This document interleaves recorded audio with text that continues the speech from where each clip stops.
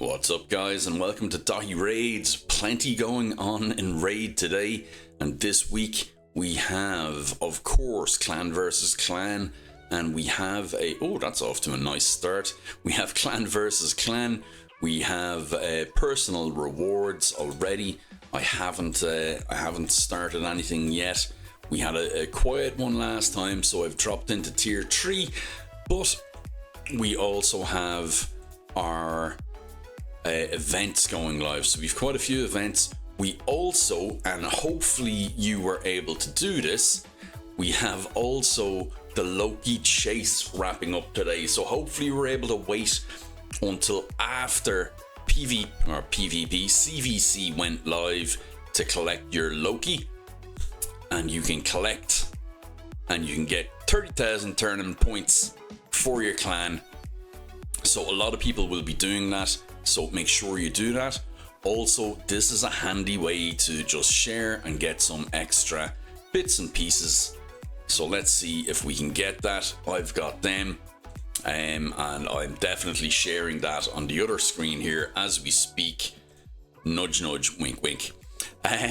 So we have everything there. We have the usual stuff going live as well. The Asgard Divide is still on, so those events are still running. We have the Fusion for Tor will be coming up soon, possibly the end of this week. We also have a guaranteed event for Freya herself as well. I did do a review of Freya. If you want to have a look at that, I think she's a phenomenal champion. I think she's going to be really good. Better than Sify in some cases, better than Loriaka in some cases, better than Kaja in some cases. And you might be thinking of some of those champions and going, what? They're not that great. But they are, for certain use cases, they are extremely good. And also possibly better shields than Valk. So she has a unique shield multiplier and also boosts her own defense with increased defense and boosts her defense with her passive as well. So you could be getting huge shields off her, coupled with what's his name, previous fusion Wixwell, the duo the clan boss. They won't really duo the clan boss, but you get the sentiment of what I'm saying. A little bit of artistic exaggeration there. So progressive events, we had the fusion prep summon yesterday already, so that has gone past. In our events going live, then my goodness, that's a lot of pop-ups. We have our Fire Knight tournament going live. It's not a turn attack, thank the Lord. It's not a turn attack, because that would be a pain. I had videos up for all the other turn attacks. However, Fire Knight is going to be Nyrasan Union to get rewards. Now, what those rewards will be, let's see if we have anything on that. Bright light alert. Sorry about the white screen, guys. Fire Knight tournament. Void shards, mortal soul stones, gems, and coins. Nothing else that we can see as yet. But let's have a look at what the Nyrasan Union is. So we will have Shadowkin, Sylvan Watchers, and Dwarves. What do we have that would be good for Fire Knight here? We have the G unit himself. I mean, that itself is going to be the big thing for getting this done. It will mean that you can get it up to the higher levels done, and even on the lower levels, he still has the decreased turn meter on his A1 and the nuke on his A3. So any level of Fire Knight, Newt is going to be the big man there. Gala is also quite good with our extra turn mechanics and multi-hits. And we have a few other there that could be decent as well. I know Filja has potential. She has a turn meter steal, turn meter decrease. So 100% chance when booked of fully depleting the turn meter. So on regular Fire Knight that will work too. And then, of course, Shadowkin. We have Mikage for our ally attack. We have Blade Master for the multi-hits. We have Kimi for turn meter control. Genzen for more turn meter stuff. Riho for all the debuffs. Yumeko for turn meter and reset. So Shadowkin are really shining here as well. I know Fenshi for normal, a lot of people have used previously. And maybe then the likes of Genbo for a couple of multi-hit skills on the A1. And then looking at Sylvan Watchers, Dahi off the top of my head. That's not where I got my name. I was Dahi first, but Dahi is multi-hit and multi-turn, so he'd be very good for this. Creedon for hard Fire Knight is very good. And then we would have Ruella for Fire Knight as well for the debuffs. Increased defense weaken and decreased speed is huge, and turn meter fill and increased crit rate fill, and a little bit of turn meter control on the A1 as well. Not bad for normal Fire Knight for the A1, but the rest is applicable to hard as well, but maybe just not the upper levels. Podrick also, ally attack is really good for getting the shield down. Eastrid for turn meter control and boosting.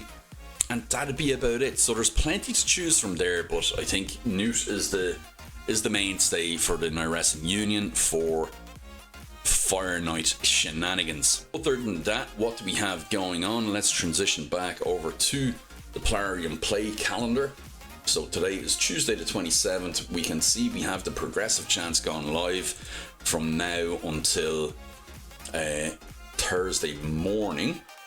We also have Artifact Drop Fever, so we will have 3x chances for all of the dungeons coming up, and we'll have a Dungeon Divers event going live tomorrow.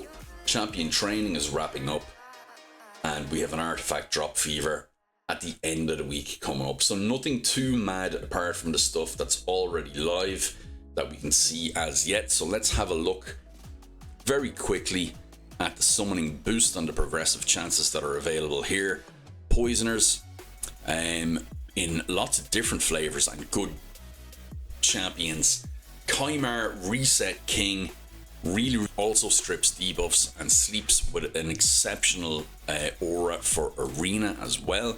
30% poisons on the A1, removes all debuffs and places a sleep on the A2, and then the thing he's known for most is resetting the cooldown of all ally skills, and that's a 100% reduction, and fills the turn meter of all allies except him by 20% as well. So that's exceptional. Theodore is a solo god, poison activator, HP burn activator, has slow, has decreased attack, places poisons and poison sensitivity himself, very good. And these two boyos that I always get mixed up with each other, Corvus and Noct. So Corvus is placing decreased attack, he is increasing the duration of all enemy debuffs, and increasing the duration of all ally buffs by 1 turn. And then with the A3, he attacks all enemies 2 times. Each hit has a 75% chance of placing 2 poisons for 2 turns, and after attacking places poison sensitivity on enemies under 2 or more poison debuffs as well. And then the passive, which is what makes him somewhat unique, he decreases the damage enemies under poison debuffs inflict for 5% less damage per poison debuff, so a 25% reduction for each poison. So very good clan boss champion, very good dragon champion. Couple him with some of these guys and he is extremely good, extremely tanky.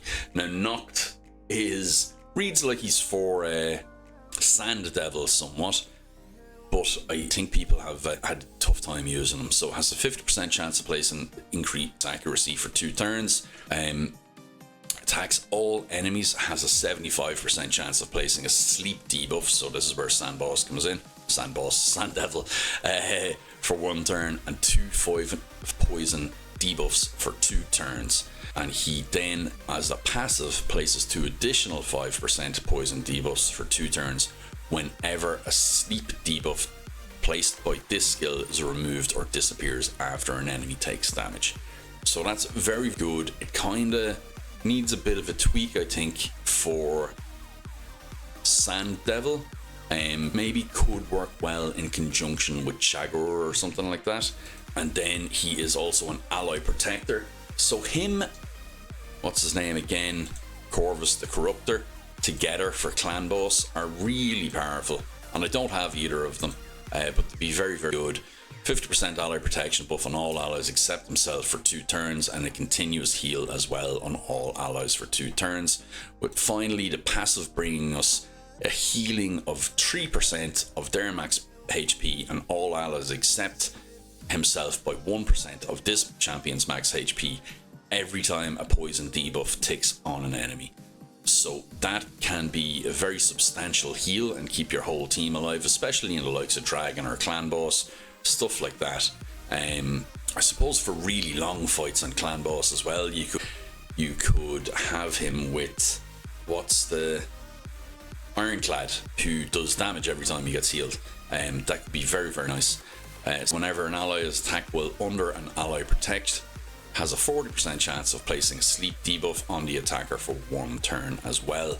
So that works with this, and they all work in conjunction then to keep the poisons out there and to keep your team alive. Okay, so that is the if I was going for these, I'd have to go for Kymar. I don't have Kymar, and as one of the few AoE reset champions in the game, I'd really have to go for him. I have Tio, I don't have these 2 boys. I would like them, but if it comes to a chance of getting one of these only, it would be Kymar for me, from my account. Second, I would actually probably go for a second Tio, because I'm into building up my faction guardians, and a dupe of Tio was really good for dungeons. And then on the voids, sorry, that's the same champions for primals and for sacreds as well. There's nothing else in there. And for voids, we have more poisoners then as well. Supreme Kale, he actually has some very good applications in Ina, surprisingly. If you have him with the blessing that increases poison and all that, he can be very good. So his passive here decreases each target's accuracy, crit rate and crit damage by 3% for each poison on them. So that could be massive. So that would actually be very good on Amius, because Amius has a very high crit rate. So if you can get I think he has a 50% crit rate. So if you can fill up his bar with poisons, he's going to reduce that crit rate back then to 20%, which is fantastic. For any other boss, if you have 5 poisons on them, then they have 0 crit rate and they shouldn't be able to crit you at all. So if there are multiple champions on the team, it will only be one of them that is in effect, so it doesn't stack with himself. So A1 we'll look at AoE, 50% chance up to 75 of weaken and cannot be resisted, which is the big thing about his kit, is he doesn't need accuracy. We'll see cannot be resisted again. So attacks all enemies, AoE, 75% chance of placing 3 poison debuffs for 2 turns, and increases the duration of all enemy debuffs by 1 turn. So extremely good. And then finally, attacks all enemies, places a 50% increase accuracy buff on all allies for 2 turns before attacking. Also has a 75% chance of placing a 50% decrease res debuff on all enemies for 2 turns. And also cannot be resisted. So I think that is fantastic. Decreased resistance with coupled with a cannot be resisted portion is just so good. Like, I mean, that makes everything else so accessible for the teams that you place him on, and also fills his turn meter by 10% for each decreased res debuff placed by that skill. So, and that's on a 3 turn. He places it for 2, so you could place this, then go with the A2, place the poisons, and increase the duration, so you'd have decreased res up all the time, coupled with increased accuracy on your team. Very good. I would definitely not be put out if I pulled Supreme Kale. I think he's a very good champion, and I definitely think he could be used in a lot of places around the game. And then we have Shagor. Shagor I want him for the rule of cool. I just think he's so cool. He's one of the first Void champions I seen that I was like, yeah, that's a Void champion. Who's this dude? What does he do? He is so cool. If I got him on my account, he probably would not see any use. But I just think he's so cool. So, attacks one enemy, has a 50% chance of placing a sleep debuff for 1 turn, books to 75%. So that's on his A1, and this is important because we'll see his passive.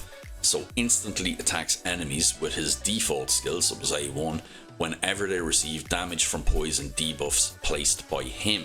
When hitting enemies under poison debuffs, heals this champion by 10% of the damage inflicted. So he heals himself, interrupts their go, and puts them to sleep with a 75% chance of doing so. Now, if you have Fearsome Presence or something like that, would put that up to an 80% chance.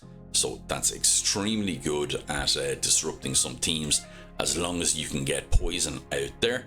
So with him, say for arena or something like that, pinpoint sets would be very good, because he need that kind of stuff to stop himself being shept. I don't know what way we're saying that. So A2 attacks all enemies 2 times. This is how he gets the poisons out there.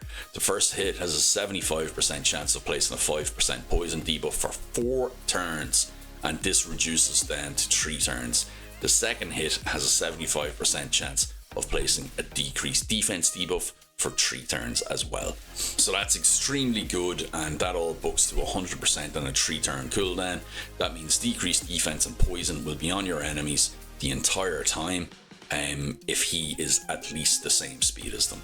So attacks one enemy, then attacks 1 time at random. If the target is under a poison debuff, he will ignore shield, block damage, and unkillable buffs.